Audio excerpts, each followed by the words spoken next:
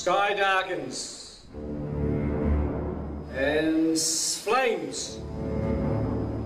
And cut. That's great. Good. We've got that. That's Fabo. Fabo. Thank you very, very much. Yay! That's the one.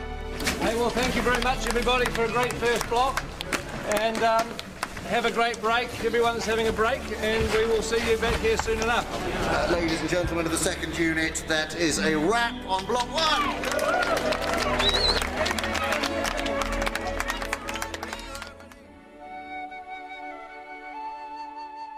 So we're just going to get one more pickup in Bag End. Hello. Yep. Come on. Oh, sorry, hi Pete. Hey, Andy. How you Come doing? on in. Just wanted to do one more pickup in here, if that was all right. What's this? Oh, this is the video blog pickup. Yeah. That's right. There, go. End of block 1. But anyway, we just wanted to say hi to everybody because we haven't done one of these video blogs since the beginning of the shoot. God, it feels like a lifetime. Oh. It doesn't, because the first week of shooting we did with Andy as Gollum. You weren't a second unit director in those days. You were an actor. You were an old-fashioned. And now I've crossed over to the dark side. You've now gone to the dark side. I'm wiped. I'm absolutely, absolutely wiped. That's all yours. Is it? Oh, right, okay. Just give us a good battle. Yeah. Okay. I don't know how you do it. It's you get tired. I always just tell people I get exhausted at the end of the first couple of days and stay exhausted until it finishes. You know, we have 250 days of shooting on these 2 Hobbit movies, and I think it's a much better way to divide that up into 3 blocks and then have some time to edit what you've done, look at it, hand visual effects shots over to the CGI guys. You can really focus on the script revisions. It's just it's a much smarter way to shoot these big films. Yeah, on something of this scale too. I mean, when we got given our T-shirts, which said 54 days down, 200 to go, I have to admit, I don't know how great it was. Please wear these. It wasn't exactly a morale-lifting moment, was it? Everywhere you turn on the people's backs was 200 days to go. It's like, oh God, I felt tired before lunch, you know. Good news is that it's over. First day back is Monday the 5th of September. So thank you guys. It's been a pleasure having you with us. What are you guys off to during the break? My wife and I, my lovely wife Aileen, we've got a holiday in the South Island of New Zealand planned. And my lovely, gorgeous wife Nicole and I are just going to work on the house. I'm leaving shortly after talking to you for London, which is a long journey, by plane, and once there I immediately go into production of a play I'm going to do by Eduardo de Filippo. I'm going to America, to Pebble Beach, in a week to play some golf. Work on my tan so that I can really freak the makeup people out when I come back. I'm having a break. I'm having 4 weeks off. Bit of sleeping in. My favourite hobby. First we're going to Australia to see our eldest daughter. I'm going to run a marathon. I'm going to attempt to sort of write and record a bit of a psychedelic sludge rock album. Hitting the fabric shops in central London. I go home to Thailand tomorrow. To Barcelona to meet Doctor Who fans from Spain. Bali for 11 days. London and Paris to see friends. Manhattan Beach, because it's the closest beach to the airport. I haven't been home for the last 3 years, back in Belgium, so my mum is cracking the whip. And then I'm going to Vegas and spend all my hard-earned cash. Do some more swimming and lots of golf. Probably get a little bit drunk, a little bit on a holiday. I'm looking forward to going back with mates and getting on the drink, where I'm not going to get a bad reputation because they already know what I'm like. And now I'm going back to Ireland to see my family and see some of my mates in Belfast for a quiet little weekend.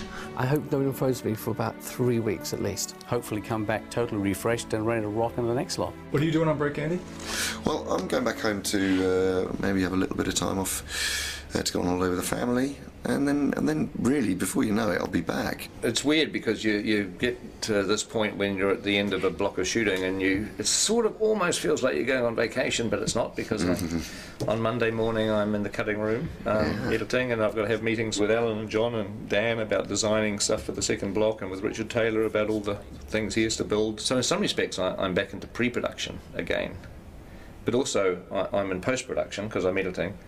Plus we're in production because we're shooting these movies. So it's sort of like being in pre-production, production and post-production all at the same time. It kind of gets a bit screwy. But before I get to do any of that, I've got to jump on a plane tomorrow morning and go location scouting down the South Island. So we'll take some good pictures. Yeah, I will. I'll take some good pictures.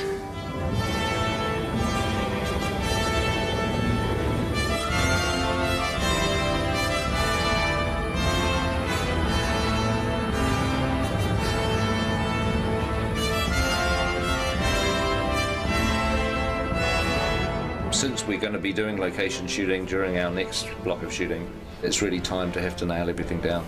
Well, on the recce there'll be, it's usually about 17 of us that go. We get around in 5 helicopters usually. It's quite a spectacle when we turn up. Peter, Caro, Zane, Bridget, Andrew, Dan Henner, Simon Bright, art director, Steve Ingram, John Howe, Alan Lee, Eric Sandin, we have Tony Keddy, the grip, Reg Garside, gaffer, myself, location scout Dave Comer joins us, and Peter's assistant Sebastian, the ever faithful Sebastian's there.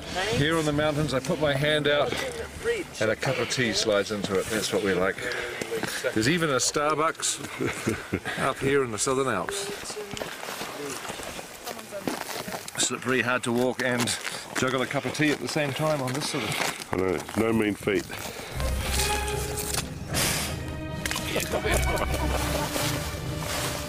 I never come prepared to these things. I always somehow imagine it's going to be dry and warm and nice. At least it's not raining. We'll be not just scouting, which is essentially searching for locations, we're now returning to the locations that we liked, and we're going to start to talk about the logistics. The old thing, by the time you've helicoptered everybody in and then you've got to helicopter them out before nightfall, you're not actually here early morning or late afternoon. No, right, it's yeah, all, during the middle of the day, yeah. Broad daytime. Yep. Unless you camp out here.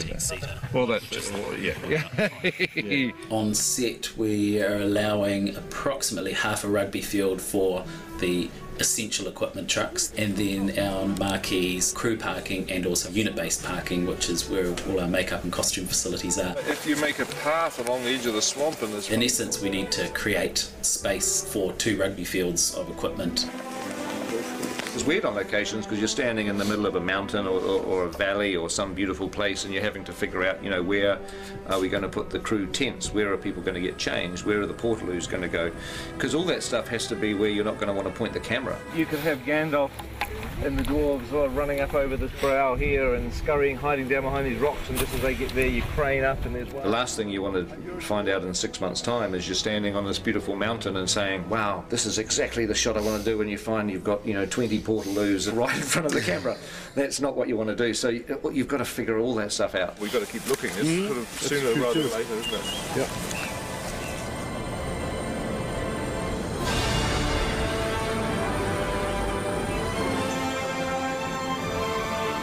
We'll be flying, I don't know, maybe 30 locations, some locations probably. We're shooting locations around the Mackenzie country, around wilder landscapes below Mount Cook. And we will also be shooting around Dunedin Way, more beautiful stone, rock, you know, wild country, and that's quite exciting because it's an area of Middle Earth we haven't visited before. That big rock could be part of the house, couldn't it? Yeah. Where we're scouting presently for the edge of Mirkwood and the Anduin grasslands is south of Queenstown. It's pretty incredible. And shooting that? We're still searching and trying to work out how we're going to shoot Lonely Mountain, Misty Mountain paths. Lonely Mountain should be by itself, but you can look over in that direction there. There's still a few rivers that we're scouting for. Yeah, I think we're getting pretty close to photographing every decent river in New Zealand now. It would be quite funny to have 13 barrels all in the middle of this thing. Just going nowhere. Yeah, with the guy shouting, come on, get on with it. Come on, move ahead, get on, go faster. Is it a floater? It's quite heavy.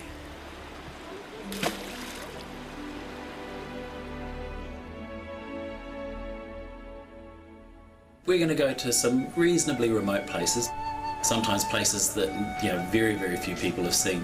There's plenty of New Zealand that we haven't seen yet.